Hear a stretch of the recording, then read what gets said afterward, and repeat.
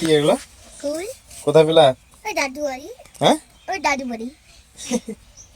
আসসালামু আলাইকুম গাইস। তো প্রত্যেকদিন তোমাদেরকে ট্রাভেল ব্লগ দিয়ে এখানে ওখানে কোথায় যাচ্ছি সব ব্লগ দিই, কিন্তু আজকে একটু আলাদা। আজকে আমি বাড়িতে থাকছি, তারই ব্লগ তুলে ধরছি। তো ব্লগটা শেষ পর্যন্ত দেখতে থাকো। সকাল সকাল দেখছি খাটিয়া নিয়ে চলে আসলাম আমি গাছের গোড়ায়। যেহেতু গরম চলে এসেছে তার জন্য এখন শুধু সবসময় ছায়ার খোঁজ। তো আমি খাটিয়া নিয়ে চলে এসে ছোট মহারানীকে নিয়ে বসতেই আমার মেয়ে দেখছি কুল নিয়ে চলে এসেছে। তো আমি খেতে শুরু করে দিলাম কুল ওদের সঙ্গে, আর আড্ডা দিতে শুরু করে দিলাম। এদিকে আমার টুপি ও নিয়ে নিল। এইসব খেলাধুলা করতে করতে তারপর আমি শুরু করলাম ফ্রিজের কাজ। এই যে ফ্রিজটা দেখতে পাচ্ছ, যেহেতু আজ দুদিন পরেই হচ্ছে রমজান মাস, তো তার জন্য ফ্রিজের খুব প্রয়োজন। তাই আমি ফ্রিজটাকে পুরো ক্লিন করার জন্য সবকিছু বের করে নিলাম, বের করে মোছামুছি শুরু করে দিলাম। আর এদিকে মোছামুছি শেষ করতে করতেই দেখছি আমার বউ এইগুলো সব একদম ধুয়ে কমপ্লিট করে রেখে দিয়েছে। আর এগুলো তারপর আমি লাগাতে শুরু করে দিলাম। এগুলো সবকিছু ঠিকঠাক মতো লাগিয়ে দিলাম। তারপরে কিন্তু যাই বলো বন্ধুরা, বউ কিন্তু কাজে হাত না দিলে সেই কাজের ফিনিশিং হয় না। তো আমি এত কাজ করলাম, লাস্টের বেলা দেখছি বউ কত সুন্দর কাজ করে ফিনিশ করে দিয়েছে। তারপরে মাঝে ঘুমিয়ে গেছিলাম একটু, ঘুম থেকে উঠে দেখছি আমার গাছে তো মুকুল ধরেছে।